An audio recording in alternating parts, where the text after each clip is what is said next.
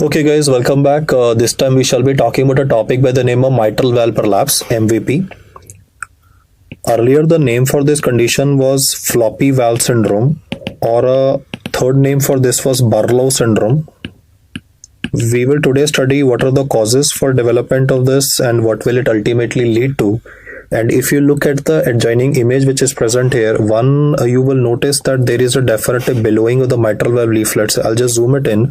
You can see that the mitral valve leaflets are rather pushed up higher than normal than what they normally should be during the phase of systole. Now, when that will happen, there would be extra stress that would be present on chordae tendineae, and these chordae tendineae are powered by muscles. The muscles which are present here are called as papillary muscles, which I'm highlighting now. So what is happening in this patient is that the valves are going up much higher than normal. The stress on the papillary muscles and the stress on the chordae tendineae will also affect the subjacent myocardium. You see, in this area, because there is repeated stress much more than normal, there is a hypoxia developing in this part of the heart, because of which in these patients in the long run there can even be a propensity for arrhythmias.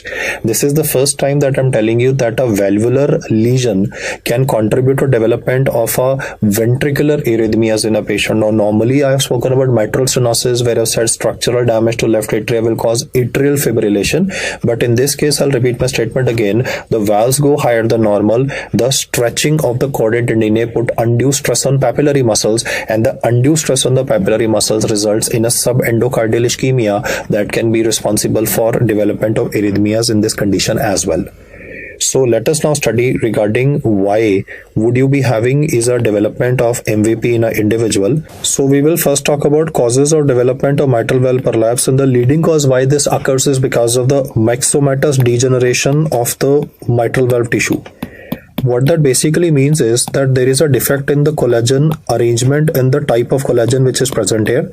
According to pathology questions, or for the solving the pathology questions, I want you to remember that mitral valve prolapse has a defect of type 3 collagen, and there is broken myofibrils in the valve tissue, and because of the myxomatous degeneration of the valve tissue, the end result is it bulges up much higher than what it normally should, and therefore we can also be having a development of murmur in the patient, because the valve leaflets would go up, then get separated, and there is a leakage of blood from LV to LA. So mitral valve prolapse can also result in a development of primary mitral regurgitation. I'll repeat both the facts again so that you can make a better orientation. One, I told you the leading cause why do you get mitral valve prolapse is myxomatous degeneration, and what is the complication that it will cause is a development of primary mitral regurgitation in a patient, and this myxomatous degeneration is because of the defective myofibrils, in a sense that type 3 collagen is defective, so the valve billows up higher than normal. The second cause why could you be having mitral valve prolapse is with respect to connective tissue disorders like Marfan syndrome or Ehlers-Danlos syndrome. For Marfan syndrome, I would just like to show an image to you where you can definitely notice in the patient rather very long digits. So the term that we have studied so many times for Marfan syndrome is arachnodactyly. Marfan is a defect of chromosome number 15. The protein which is defective is fibrilin 1. And you can see that when you will ask the patient to flex his thumb, the thumb can basically protrude even behind the rest of the patient. So hyperextensible joints in the patient is present. And what I've shown here before you is simply a thumb sign of the patient, which is very characteristic for patients of Marfan syndrome. Patients of Marfan syndrome can die because of aortic dissection. They can die because of rupture of aorta, but then they could be having MVP as well, or mitral regurgitation developing in the long run. Another connective tissue disorder which is referred as rubber man syndrome. You can see the extensively stretchable skin of the patient. So they can give that as an image-based question also. That is a rubber man. Ehlers-Danlos syndrome is a connective tissue disorder which is associated with development of mitral valve prolapse in a patient. The third one for MCQ sake to be remembered is osteogenesis imperfecta. Yeah, the same condition in which you read about a blue sclera and multiple fractures present in the most severe variety. The same condition can also be associated with MVP. Then are the standard conditions like rheumatic fever, But before I take a mention about rheumatic fever, which is obviously easy and you know about it, I would like to mention regarding a condition which is relatively rare, but I'm writing it first because MCQ wise is important, by the name of straight back syndrome. Now, what this condition means is that there is a loss of thoracic kyphosis. And therefore, due to the loss of thoracic kyphosis, the antero-posterior diameter of the chest becomes relatively lesser. So the heart is relatively sandwiched between the sternum and the thoracic spine. The main feature of straight back syndrome is antero-posterior diameter of the chest is relatively lesser, so the space available for the heart is also lesser. So the heart gets in a way sandwiched between, I said, the bony parts, that is the sternum, rib cage, and the thoracic spine, and therefore the presence of I would say this sandwiched heart between the limited chest cavity results in development of mitral valve prolapse in a patient. In fact, this is a rare fact, but then MCQ wise is relatively more important than the standard causes like rheumatic fever. Rheumatic fever will be having Ashkoff nodules, so they can be causing degeneration, damage to chordae tendineae and the papillary muscles, and then you could be having mitral valve prolapse and MR, or it could be subacute bacterial endocarditis, where there would be infection, there would be vegetations that can cause damage to the chordae tendineae and papillary muscles in a patient. And other causes for this could be like dilated cardiomyopathy, where there's a structural damage anyway. So dilated cardiomyopathy has a etiology like alcohol, or it could be due to sarcoidosis, it could be due to toxins, it could be due to steroid use in viral myocarditis. So dilated cardiomyopathy anyway will cause a dilated mitral annulus, and mitral valve prolapse can be associated in the congenital heart disease associated is by the name of ASD. So these are the usual causes why would you be having a development of MVP in a patient. And from the pathophysiology perspective in this particular disease, the biggest problem in this patient is, as you can see the billowing of the valve, you can see the valve leaflets are rather pushed up relatively further up. So the basic problem in these patients is excessive stretching of the papillary muscles. There is excessive stretching of chordae tendineae.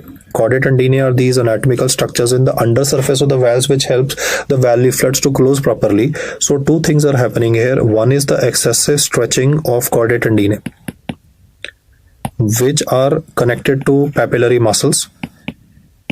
This is going to contribute to two things.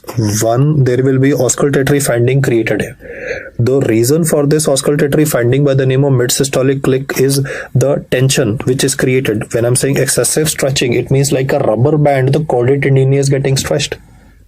So due to the extra tension which is created in the chordae tendineae in the valve leaflets, due to stretching of them much more than normal, as the valve goes higher, it's not able to hold its position. Please appreciate the fact that in you and me, the valves are able to hold their position. On the undersurface of the valves, the chordae tendineae ensure the fact that not a single drop of blood is ever able to leak from the ventricle side to the atrial side. You see, in you and me, the ventricular pressure is obviously more than atrial pressure. Not a single drop of blood is able to leak because the structure is so rock solid that the valve is able to hold its position. But in this case, you will see that the valve billows up, it's not able to hold its position, and the leakage of blood can even result in a development of murmur in the patient. But before the development of murmur, the event that will be heard in this case is called as a mid-systolic click. Do not confuse with ejection click. Ejection click simply means opening of aortic and pulmonic valve. Here, there is a mid-systolic click. Why mid-systolic? Because maximum pressure will develop in the middle of systole. So with the billowing of the valve, the stretching of the chordae tendineae results in a mid-systolic click developing in an individual. The second problem that will develop in this individual because of this would be development of ischemic damage in the myocardium, or rather ischemic damage in the subendocardial area, which can be a reason for development of arrhythmias which can develop in this condition, like ventricular tachycardia or even premature ventricular contractions, or PSVT can even be present in the patient. So I repeat the fact here. Two problems of this patient is, one, the tensing of the valve leaflets and the incompetency of the valve leaflets resulting in leakage of blood. And the second problem of the patient is the ischemia of the myocardium, which will explain the symptoms of chest pain that could be present in the patient. Let us now look at the clinical features that would be encountered in mitral valve prolapse. If the MCQ simply says what is the most common symptom or the most common presentation, then it is asymptomatic because it takes some time to develop. Most of the time the gender will be female, age group will be between 15 to 30 years of age, and the next symptom that you will notice in the patient will be development of a substernal chest pain. Lot of these patients will think that they're having some kind of GERD, and lots of these people would actually be seeing a gastro unit who would be prescribing maybe PPIs to these patients on empirical grounds, but the substernal chest pain will usually continue in these patients because of the ischemia component. And then these patients might even complain that off and on, even while sitting on a chair, I tend to have my heart racing in my chest, due to which they might be misdiagnosed as having panic attacks or anxiety.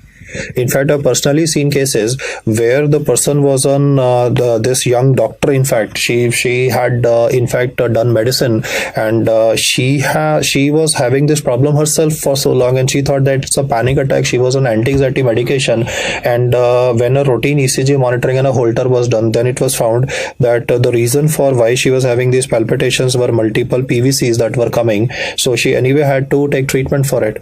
Why I'm saying that is because if a doctor is having a disease, a IMD medicine person is having the disease, and this person is not aware that this could be due to a cardiac lesion, because you see, with our body we tend to think, well, nothing is going to happen to us because of the stress of our medical college life or the excessive duties that we do. We tend to neglect our body so much that we tend to think that we are imagining that there's something wrong, right? So most of us, it is taught to us like this. When a doctor studies a disease for first time, he thinks that he's having the disease, but lots of time your body is telling you, that you are working much more harder than normal.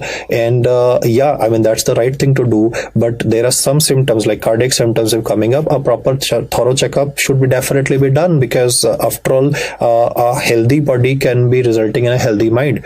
Coming back to the agenda, guys, I just want to say that premature ventricular contractions, ventricular tachycardia, PSVT, and even atrial fibrillation.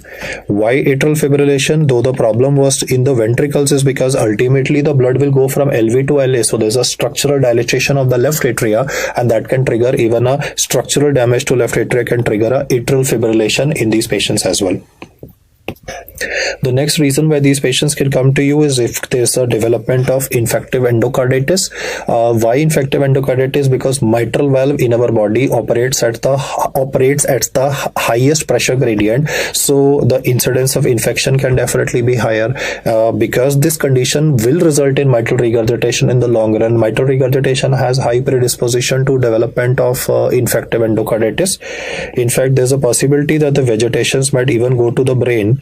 So transient ischemic attack has also been reported in literature for these patients. That is because of the platelet plug or the fibrin deposits that will occur on the heart valves of the patient, and they can embolize to the heart of the patient. And then in case these patients go into development of frank mitral regurgitation, then they can develop acute left ventricular failure, and they can even have a development of SCD, that is a sudden cardiac death. So these are 6 reasons why these patients would come to you, with the leading cause being remembered as the asymptomatic. Let us now look at the auscultatory finding that would be found in these patients.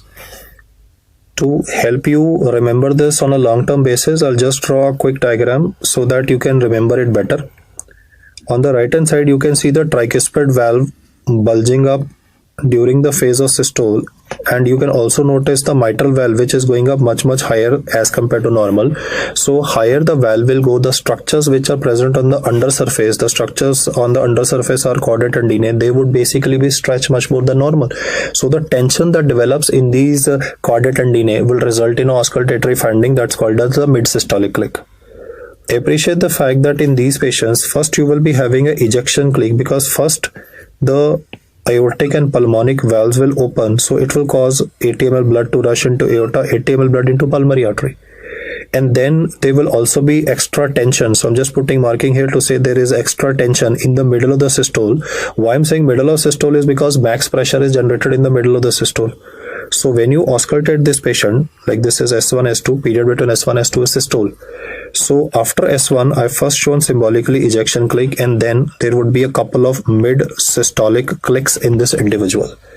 These mid-systolic clicks are due to development of sudden tension, which is developing in the slack chordae tendineae, Why I'm calling them slack is because, as I said initially, there is a myxomatous degeneration happening. In fact, in the long run, these chordae tendineae might be damaged to such an extent that a frank mitral regurgitation will be developing in a patient. So now what I'm showing in the patient is that the blood will lift the valve leaflets and will also be able to leak from LV to LA, which will explain the left ventricular failure that will develop in these patients. The sound of this blood leaking will be heard after the mid-systolic clicks, because first the valve will go up and then the blood will be able to leak. The murmur that is heard in this particular condition would be called as a late systolic murmur. As you can see here, the intensity of this murmur will first rise and then obviously fall down. So this murmur will be called as a late systolic crescendo decrescendo murmur. What I want you to pay attention to the fact is that earlier I have talked about crescendo decrescendo murmur with respect to ejection systolic murmur of aortic and pulmonic stenosis. But in this case, you can see that the term that I've used before you is called as late systolic crescendo decrescendo murmur. I'll give you one more representation so that you can appreciate this better. You see, if I am talking about a disease by the name of aortic or pulmonic stenosis, let's look at this diagram here. If a person is having a valvular aortic stenosis like this, then in those circumstances, when the left ventricle will contract, there will obviously be turbulence when the blood will go out of this narrowed valve. So in a patient who's having a valvular aortic or a pulmonic stenosis, the murmur will take off like this, and then the intensity would go down. This murmur is starting right from S1 and then the intensity is going down. So this would also be called as a crescendo decrescendo murmur, but the term I'll use to describe this is a ejection systolic murmur, and the peak intensity of this murmur is coming back in the middle of systole. So this is a ESM, ejection systolic murmur, or a crescendo decrescendo murmur, which has been described for a valvular lesion by the name of aortic stenosis or contralateral side pulmonic stenosis. But if I minimize it and show you the two diagrams, I hope by the representation here you can very well clearly see that in the superior diagram, the topic of interest, mitral valve prolapse, I have shown regarding a late systolic crescendo decrescendo murmur. Another technical input I would like to give you is that he can definitely, just to make it more difficult for you, talk about the involvement of the posterior leaflet or the anterior leaflet. Most of the time, it is the posterior leaflet of the mitral valve that is usually involved in mitral valve prolapse. What happens when posterior leaflet is involved is that the regurgitation jet is usually directed anteriorly. That is more of physics. I would say that if the posterior leaflet is damaged, then the jet of leakage of blood is directed anteriorly, and if the anterior leaflet is damaged, then the jet of blood is directed posteriorly. Now, therefore, because of this concept of physics, which I said, the posterior leaflet damage causes regurgitation of the blood anteriorly. The radiation of the murmur therefore occurs to the base of the heart. So do remember this statement: posterior leaflet involvement causes radiation of the murmur anteriorly. Just remember opposite, posterior leaflet, anterior jet of blood, anterior leaflet damage, posterior jet of blood. So the radiation of the murmur is towards the base of the heart.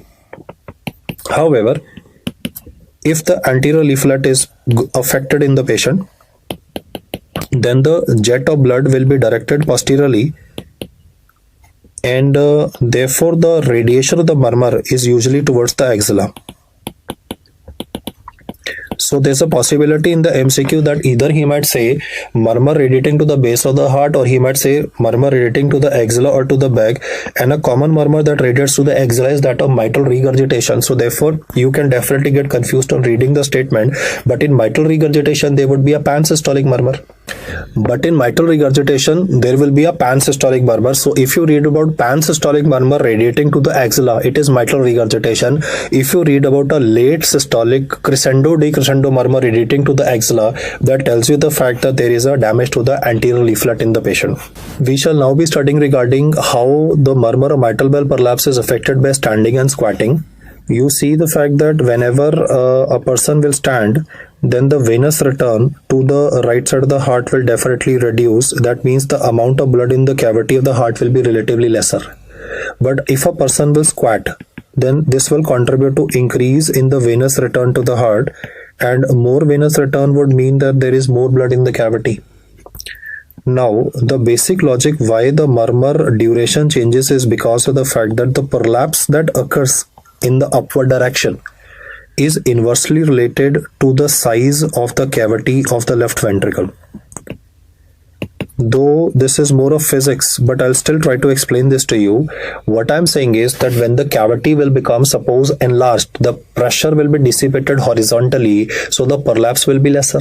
I repeat my statement. If there is more blood in the left ventricular cavity, when the pressure will dissipate horizontally, when the ventricles get dilated because they're compliant, so when the ventricles distend horizontally, the prolapse will become relatively lesser.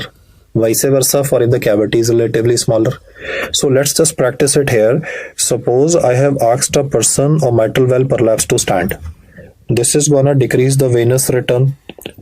This means the fact that the amount of blood in the cavity will be relatively lesser. Therefore, the prolapse that will occur will be relatively more. And if the prolapse will be more, then the mid-systolic click, MSC is the mid-systolic click, will occur relatively earlier. Let's practice this once again. When I will ask this person to squat, there will be an upgrade of venous return. More venous return would mean that there will be more blood present in the ventricular cavity. And remember, the prolapse is inversely related to the ventricular cavity size. So this time what is going to happen is that the prolapse of the valve will occur or will become lesser. Therefore, the mid-systolic click, because prolapse is lesser, the mid-systolic click will occur relatively later. Therefore, you can see that standing and squatting both are changing the position of the mid-systolic click. This is what I'm saying. Please pay utmost attention to what I am doing on the board before you.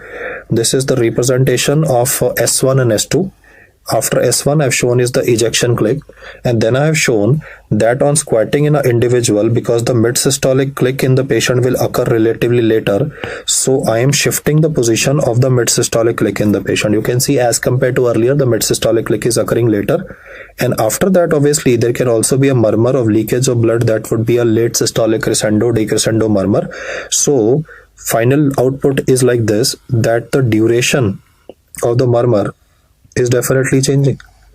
This change in the duration of murmur is what I've tried to explain. Even in my topic of murmurs, when I've discussed with you, I have said, and I'll speak slow this time, all murmurs decrease with Valsalva standing amyl nitrate. Decrease with Valsalva standing amyl nitrate, except HOCM and MVP. Hypertrophic obstructive cardiomyopathy and mitral valve prolapse are two exceptions to the rule. The mitral valve prolapse relatively becomes longer. You can see here that on standing, the mitral valve prolapse murmur is relatively longer, and on squatting it is relatively shorter. So MVP and HOCM will always behave opposite of what the traditional murmurs will behave, and here is the reason why I have why this is all happening. So we call this dynamic auscultation, and one of the primary reasons why I have discussed mitral valve prolapse, though it's a very small topic, is mainly to highlight on these aspects which are to be remembered. We will now talk about the workup of these particular patients. The first test that is to be done in the patient is ECG, because it might pick up some incidental premature ventricular contractions, because a lot of these patients, when they come to you, they have complaints of palpitations. Most common presentation is asymptomatic, but yeah, symptomatic patients could be having both a chest pain as well as palpitations. So we need to take care of the patient from the ECG perspective, and then we'll do a echocardiography. Now, why we do a echocardiography in the patient is because of the fact that I would be able to demonstrate the bulge of the valve. So the bulge of the valve more than 2 mm above the plane as compared to the tricuspid valve. You see both valves are going up, so the bulge more than 2 mm is usually one that is encountered, and along with this in the Doppler you will be able to see the presence of leakage of blood. That would be a late systolic murmur that would be developing in a patient. The turbulence would come in the later part of the systole in the patient. For management of these patients, one prophylaxis for infective endocarditis may be warranted. Beta blockers are required for this patient so that we can control the palpitations part in the patient and the damage to the subjacent endocardium of the patient, because there's a repeated stretching of the valve leaflet, there's a repeated stretching of chordae tendineae, and there is a I would say repeated stretching would contribute to a hypoxic damage to the subjacent myocardium. Then in these patients, most of the time conservative management will work, and if there is atrial fibrillation developing in this patient in the long run, then anticoagulation may even be required in these patients. If they develop mitral regurgitation in the long run, a frank mitral regurgitation, then a mitral valve repair will also be warranted. But usually we may try to manage patients of mitral valve prolapse conservatively, and only if they tend to deteriorate on a follow-up, that is when surgery in the form of mitral valve repair or valvuloplasty would be required for these patients. So these are details which are to be remembered for this small topic. Thank you so much for listening.